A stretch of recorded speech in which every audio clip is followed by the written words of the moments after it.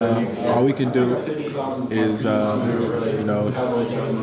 clear the scouting report. Do our best on getting them down, study tendencies, and figure out what they're doing. Come in with the same mentality of a winning attitude, and just have a little swagger into our game. That's one of those resume games they always talk about in March. Yeah, this is what we live for. Every one of us on the roster, we wanted to play in games like this our whole life. So for that moment to be here now, it's a blessing. Last thing for me, just playing on the floor at the Garden. Man, second time. First year, NIT, and now this year 2K Challenge. Man, it's a blessing, man. It's a dream come true. Thanks, man. Sap, you guys seem to run really good offense right now. You guys seem to be unselfish, but also confident shooting the ball.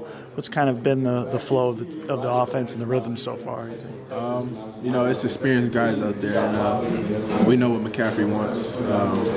We move the ball side to side, like nobody's selfish. So we all just moving the ball, just making sure we're taking good shots instead of rush shots and sped up shots that other people try to get us to take. And in your case, you knocked down 3 threes, and you've never been shy about shooting open shots before. But now, what's changed? I guess has anything changed? Well, when you're losing an NBA player, it's a lot, and a lot more opportunities pop up. So, but in reality, like I said, the opportunities are there, and I have to have the confidence in myself to be able to pull those shots and take those shots. And that's something I did. Is that something that you picked up on a little bit more when you went back home after the school year?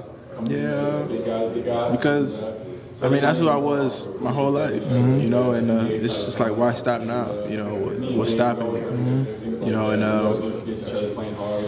Back at home, I can always say it, but the people I talk to and the people I play with, they always kept me uptight and self-checked me when I was too cocky and always kept me humble.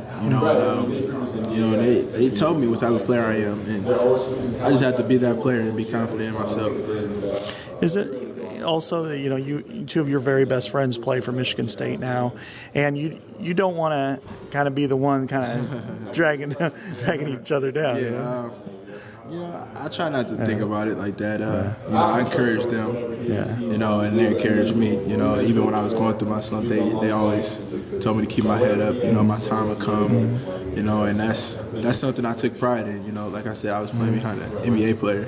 So therefore, when you at levels like this, sometimes you have to wait your turn. So I think my time is here. You've always been a good defender, and you made a real pivotal play in the part of the game where you got a steal, just kind of force of will. You wanted it more than he did. Kind of take me through that play. That's something we practice every day, is being in the gap, ball side foot up, making sure it's not an easy drive, and dig at the ball when there's driving. Mike forced him to me. When he back dribble, I was able to accelerate and take that step. So, it's 2-0. It's just a start, and everything. But how do you feel about the team right now?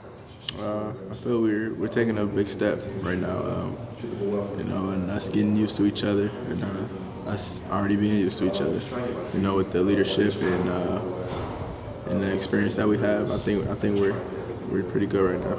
You guys seem like you really wanted to feed the post, but in a natural way. It wasn't a force or anything. Woody and Gabe is, they're making themselves present in the inside, and you always got Whitey and Jerry that can also score. So that's something we're looking forward to, is playing inside out now. And Woody's probably one of the best passing big men I've been around and seen in a long time. So whenever you got that type of big man, you got to utilize it.